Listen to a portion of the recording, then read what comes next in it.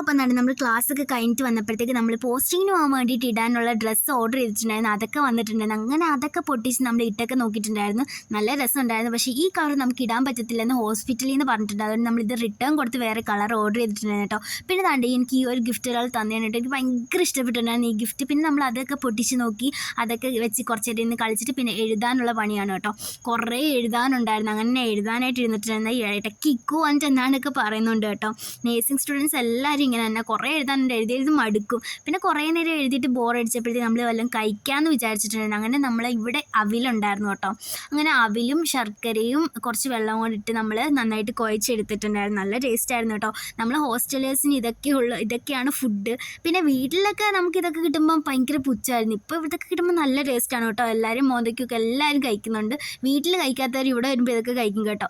എന്നിട്ട് നമ്മൾ അതൊക്കെ കഴിച്ചിട്ട് നേരെ പോയി കിടന്ന് ഉറങ്ങിയിട്ടുണ്ടെങ്കിൽ അപ്പോൾ ഇത്രയേ ഉള്ളൂ. ബൈ.